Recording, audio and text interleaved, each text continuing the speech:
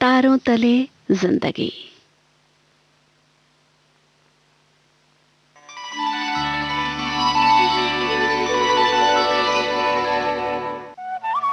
तारों तले जिंदगी इस सीरीज में हम आपके लिए लेकर आए हैं हिंदी साहित्य जगत की कुछ चर्चित कहानियों और उपन्यासों पर केंद्रित नाट्य वाचन। इस कड़ी में प्रस्तुत है मुंशी प्रेमचंद का लिखा चर्चित उपन्यास रूठी रानी। तो आइए सुनते हैं प्रसिद्ध उपन्यास रूठी रानी का रेडियो नाट्य वाचन।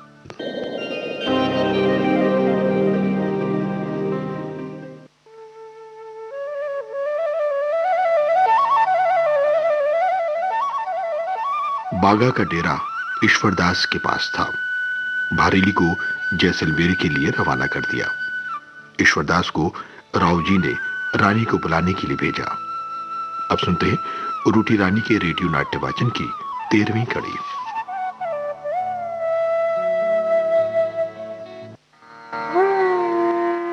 ईश्वरदास बोले, शायद उस बुर्ज के भाग्य जागने वाले थे।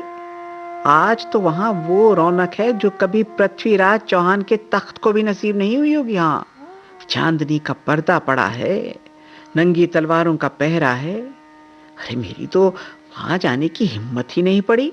क्या अर्ज करूं राव जी, क्या सचमुच नंगी तलवारों का पहरा है? ईश्वरदास, जी हाँ महाराज, यकीन न हो तो आप खुद चलकर देख लीजिए। राव जी, ओहो, तब तो उनका मानना बिल्कुल बिल्कुल नामुमकिन है। ईश्वरदास, हुजूर ठीक कहते हैं आप। रानी ने मुझसे पहले ही ये शर्त करवा ली थी और आपने भी बड़ा गजब किया कि ऐसे नाजुक मामले में उनके मिजाज के खिलाफ काम किया।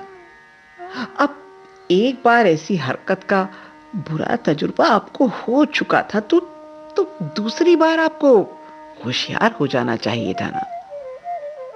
रानी की तरफ से भी कुछ गलती हुई, भला उन्हें भारीली को ऐसे मौके पर भेजना हाँ बिल्कुल मुनासिब नहीं था। हाँ, मगर जहां तक मेरा ख्याल है आपकी तरफ से उनके दिल में संदेह था और वो सिर्फ आपकी परीक्षा के लिए ही भारीली को भेज रही थी और भेजा भी।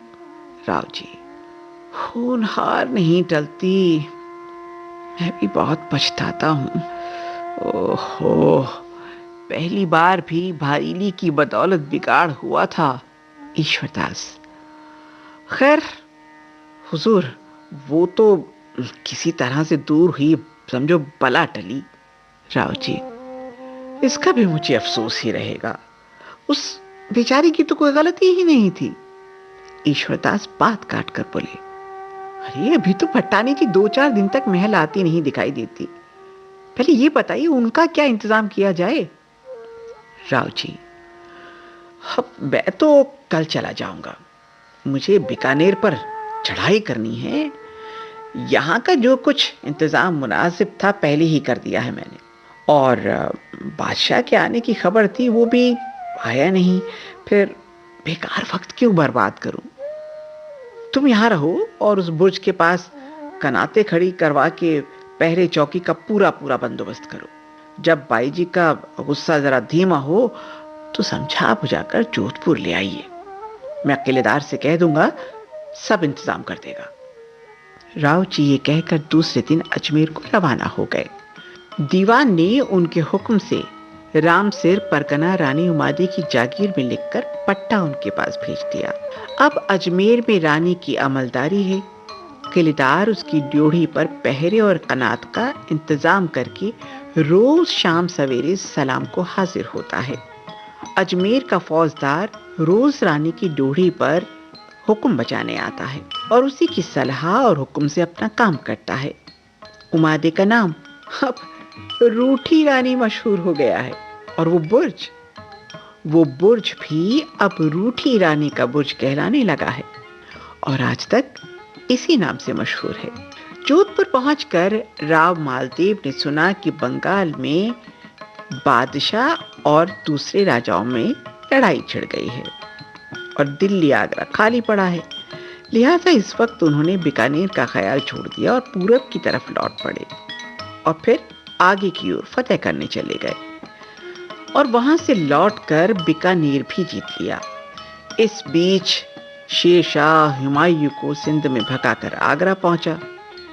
उसके आते ही वे सब राजे, रईस, ठाकुर, जिनके इलाके मालदेव ने दबा लिए थे, बीकानेर की सरपरस्ती में शेरशाह के दरबार में फरियाद के लिए हाजिर हुए और उसे राव पर हमला करने के लिए आमादा करने लगे।